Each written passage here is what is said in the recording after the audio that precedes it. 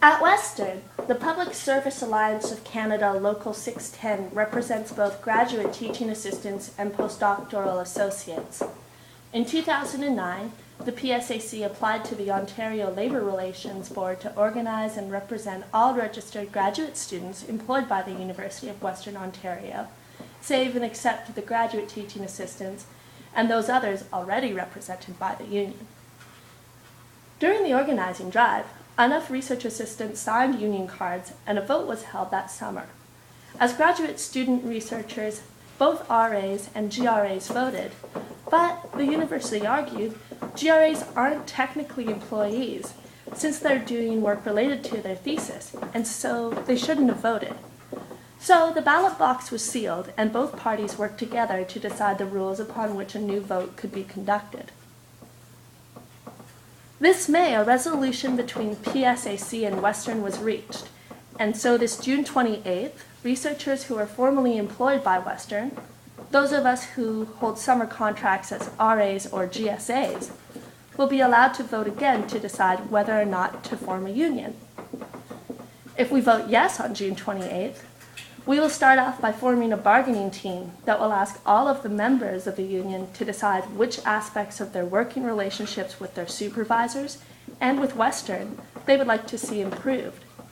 From there, we will negotiate a collective agreement with Western to establish a contract that will cover everyone employed as researchers here.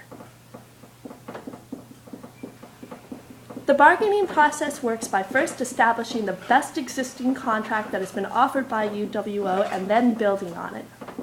This ensures that no employee will ever find themselves accepting a bargained contract that is worse than the one they currently hold. Also, any bargain contract that is established must be ratified by the majority of the membership to take effect, which means that the membership will always have the final say. In order to be able to pay for negotiating, materials, and the administration of any benefits that might come out of these processes, members would be asked to pay 1.5 of their monthly salary as union dues. Pooling these financial resources is greatly to our benefit. As members of a union, we can work together to achieve salary increases and other improvements that will see our individual contributions come back to us in a real, tangible way. For instance, since unionizing in 1997, the TAs at UWO have achieved a $1,392 increase in annual pay, name recognition for course material design, participation in UWO's pension plan, a grievance procedure, maternity and sick leave, and a health plan that supplements the one we have through SOGS. If unionized, RAs and GSAs can work towards making similar gains. As well, with a formal agreement, we can come to clear understandings with our supervisors about expectations and workload, and we can develop a system for making sure that we receive proper accreditation when we publish the results of our work. As it is, our research contracts are usually informal. Basically, they're the conversation that we have with our supervisors when we're hired. But conversations can be misunderstood, and sometimes not having a written record of what's been agreed upon can result in confusion about exactly what is expected both of us and our supervisors as we work together. This is one of the reasons that the association representing faculty at Western, UAFA, has come out in support of this campaign.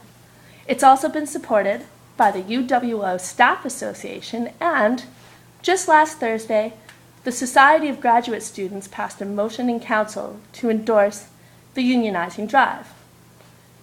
It's extremely important that anyone eligible to vote come to Social Sciences 2036 on Thursday, June 28th, between 10 and 3, to participate in the vote and have a say in the final decision.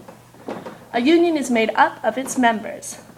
Its members decide what projects we will take on and how. And it's important that we get this one off to a good start by making sure everyone has a vote on June 28th.